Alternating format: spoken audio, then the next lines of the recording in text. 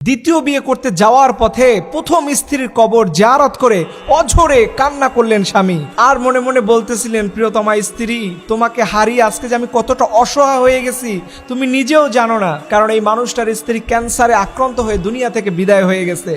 দেখেন, বর্তমান সময় যখন পুরো সমাজের মধ্যে পরকীয়ার মতো জঘন্য পাপাচার চলতেছে, এরকম একটা স্বামী পাওয়া যায়, নিশ্চয়ই এই বোনটা ছিল সৌভাগ্যবান। আপনি কি জীবনে কখনো দেখেছেন যে স্বামী দ্বিতীয় বিয়ে করতে যাচ্ছে, এই সময় তার প্রথম স্ত্রীর কথা মনে করে সে অঝরে কান্না করতেছে? এটা নিঃসন্দেহেই আল্লাহর পক্ষ থেকে প্রদত্ত ভালোবাসাই ছিল। এর জন্য নবীজি বলেছেন, দুনিয়া কুল্লুহা মাতা ওয়া খায়রুল মাতা দুনিয়াল মারাতুস সালিহা। যেই জান্নাতে ভালোবাসা সন্তান মায়ের ছিল না, ভাই বোনের ছিল না, সেই ভালোবাসা ছিল স্বামী আর স্ত্রীর জন্য। স্বামী আর স্ত্রীর ভালোবাসা যেই ফ্যামিলিতে বেশি হয়, ওই ফ্যামিলিতে আল্লাহর রহমত নাজিল হয়। এরকম নবীজিও কান্না করেছিলেন। প্রথম স্ত্রী খাদিজা যখন দুনিয়া থেকে চলে গেছে, নবীজি কবরের পাশে বসেছিলেন।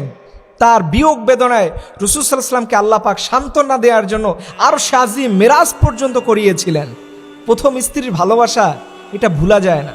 প্রথম স্ত্রীরা হয় জীবনের সৌভাগ্যের প্রতীক। এই মানুষটা আপনার জীবনে আসবে কখন জানেন? আপনার কোনো কিচ্ছু নাই, সামান্য চাকরি নাই, টাকা নাই, পয়সা নাই, প্রথম স্ত্রী এসে আপনার জীবনের সাথে সঙ্গ দিবে। সে আপনার বড় হওয়ার স্বপ্ন দেখাবে, সে আপনাকে বড় করতে চাই। এর জন্য আমি আমার ভাইদেরকে বলি, যারা স্ত্রীকে কষ্ট দেন না, প্লিজ এটা বন্ধ করে দেন। এটা আজকে থেকে বন্ধ করে দেন। এই মানুষটা দুনিয়া থেকে চলে গেলে বুঝতে পারবেন স্ত্রী কি জিনিস। পৃথিবীর কারো সাথে যে কথাগুলো আপনি বলতে স্বাচ্ছন্দ্য বোধ করবেন না, সেটা আপনার প্রিয়তমা স্ত্রীর কাছে বলতে পারবেন। আমি এই ভিডিওটা দেখেন চোখে পানি ধরে রাখতে পারলাম না, যে আসলে মানুষের ভালোবাসার বিশ্লেষণ, মানুষের ভালোবাসার সংজ্ঞাটা আসলে কত।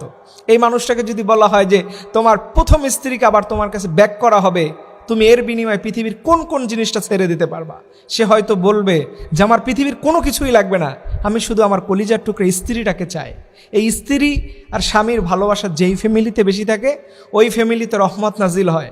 স্বামী স্ত্রীর যেই ফ্যামিলিতে ভালোবাসা বেশি থাকে, যেই পরিবারে আল্লাহর সন্তুষ্টি হয়, সেই পরিবারের রিজিক বেড়ে যায়। দেখবেন, আপনি কাজ করতে গেছেন, ঘরে বসে স্ত্রী কোরআন তেলাওয়াত করতেছে, জিকির আজকার করতেছে, আপনার জন্য ফরিয়াদ করে করে কান্না করে আল্লাহকে বলতেছে, আল্লাহ আমার কলিজার টুকরা স্বামী অনেক কষ্ট করে, তার জন্য তুমি রহমত নাজিল করো, তার আয় ইনকামের মধ্যে তুমি বারাকা দান করো, তার ব্যবসা বাণিজ্যে বরকত বাড়ায় দাও। এইভাবে করে যেই স্ত্রীরা স্বামীর জন্য দোয়া করতে পারে, নিঃসন্দেহে এর মতো সুপার ক্লাসের কোনো নারী হতে পারে না। এজন্য আসুন আমরা আমাদের স্ত্রীদেরকে বেশি পরিমাণে ভালোবাসি।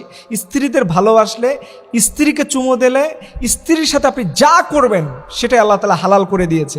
এবং শুধু হালাল নয়, এটা একটা ইবাদত। আপনি নামাজ পড়লে যেই সওয়াব হয়, স্ত্রীর সাথে আল্লাহ পাক যে বিধান আপনাকে দিয়েছেন, এটা করলে প্রতিটা নামাজ রোজার যেরকম ইবাদতের সওয়াব হয়, স্ত্রীর সাথে কাটানো প্রতিটা মুহূর্তেরই আল্লাহ তাআলা সওয়াব আপনার আমলনামায় দিতে থাকে। এর জন্য আসুন আমরা যেন স্ত্রীর সাথে ভালো ব্যবহার করি, স্বামী স্ত্রী সবাই মিলেই আমরা আমাদের সংসারটাকে সাজাই।